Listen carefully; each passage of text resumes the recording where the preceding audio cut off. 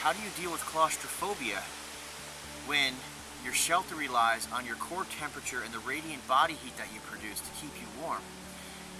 We preach that your door entrance, and this is an igloo door, not the actual door to the shelter, but that your door entrance is about kneecap high or smaller, just tight enough that your hips and shoulders can get through so that your escaping body heat won't leave. We also make sure that the inside of your shelter is just tight enough that you can roll around like a mummy's sleeping bag. This is hard to overcome if you're claustrophobic and you get inside one of these things because you feel like everything is closing in on you. But there are some modifications you can use to alleviate the symptoms of claustrophobia once they start to creep up on you. One of the first ones is to recognize that you have claustrophobia, and the only way to do that is to get into a debris hut and see what happens. It's called dirt time. If there is this overwhelming sense that the world is closing in on you or that you have to break free, take heart, you can. In this average sized debris hut for someone 5'11" to 6 foot, 200 pounds, there's a massive igloo door so that someone with claustrophobia can have some elbow room and be able to roll around and not feel confined. The leaf litter is about 2.5 to 3 feet thick on the main body of the debris hut, so that if somebody gets cold, they can choose to survive and, overcome their hypothermia if it's possible by crawling deeper into that debris hut. I'm going to demonstrate how easy it is to blow out of a debris hut. In previous classes, we've shown people how rugged a debris hut is by standing on them. After all, they're two of the most architecturally sound shapes. A tube of triangles with an arch of debris over them. But that doesn't hold true when there's force being applied from within exerting outward, as I'm about to demonstrate.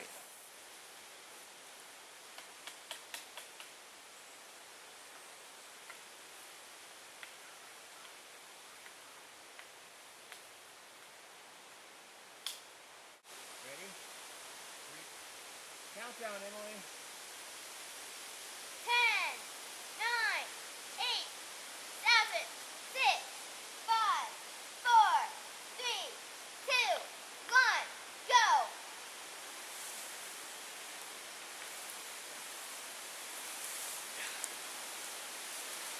Oh, I'm gonna try. Daddy, I wanna do it. There. I just made my lean-to the hard way. It wasn't that hard. It was about 40 pounds of pressure. Now, if you weigh over 40 pounds, you have nothing to worry about. You just lean into the walls.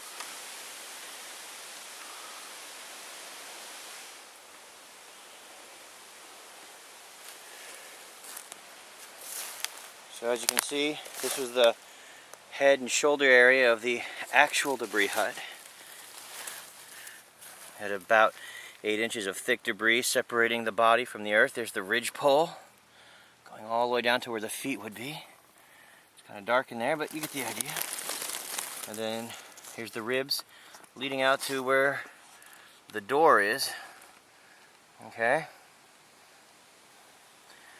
A door for a debris hut should never be this big, but remember, we're dealing with claustrophobia, a more prevalent phenomenon with every passing year. There are a number of steps you can take to address claustrophobia with a survival shelter that relies on your core temperature. We don't want to lose that efficiency, but with some modifications, you can kind of push your own comfort zone. The first one is an elongated debris hut.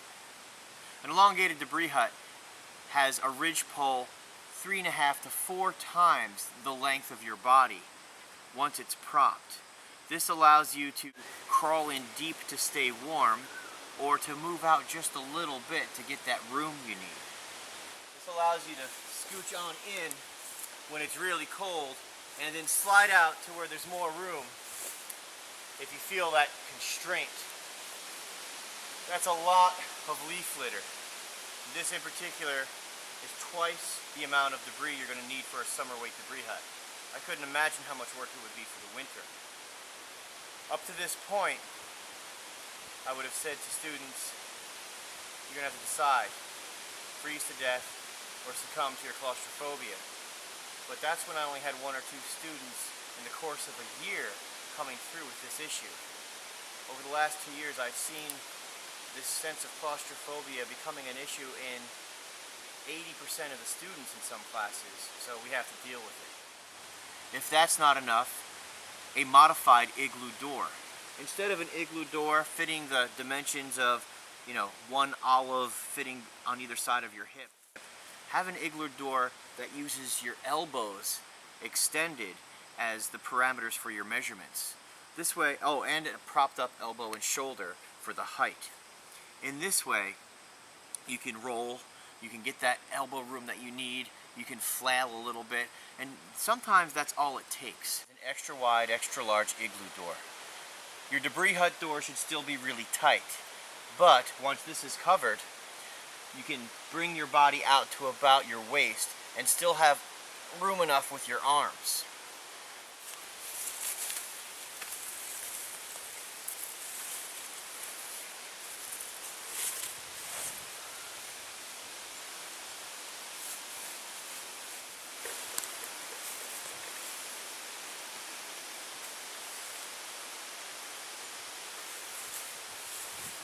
So even compressed, my igloo door leaf litter on the floor keeps me about 4.5 to 6 inches off the ground. Now if you're claustrophobic, you don't want to go in on your back, you want to go in on your belly. Because, and I'm only about up to my hips in the actual debris hut part of the shelter. The rest of me's out here in the igloo door, but now I'm allowed to bring my elbows out. I can prop myself up on one elbow. I can turn to one side or the other side without feeling like things are constricting my movement. And this is critical to alleviate some of that tightness that you might feel, that constriction that brings on the panic. Now this space is really voluminous, and I usually give people a hard time about the lack of efficiency. But with the claustrophobia to consider, you want a lot of room in your igloo door. You just want to make sure there's at least 1.5 to 2 feet of debris, at least in the summertime, to shed the rain. Of course, in the winter, you're going to need a lot more debris, both on the ground here and up top, with a really tight-fitting door plug blocking this entire entrance with enough debris inside to chink the corners to prevent your radiant body heat from escaping. Basic door plug, and here's our voluminous opening. And this isn't the debris hut opening, this is the igloo door opening. But even in the summer, especially here in Maine, aside from the modifications for claustrophobia, an igloo door is essential to keep the masses of mosquitoes and biting flies out of your shelter. And basically all you're doing is making a hoop of a sapling, putting some weavers and some runners through, making another hoop, sewing it together with some spruce or hemlock roots. But before you do so, you sandwich it with lots of debris, and it should fit pretty snug. Now, one of the hoops is smaller, one of the hoops is larger, so it's like a cork. Then once you're inside, you can take spare debris from the floor of your igloo shelter and just kind of chink the cracks.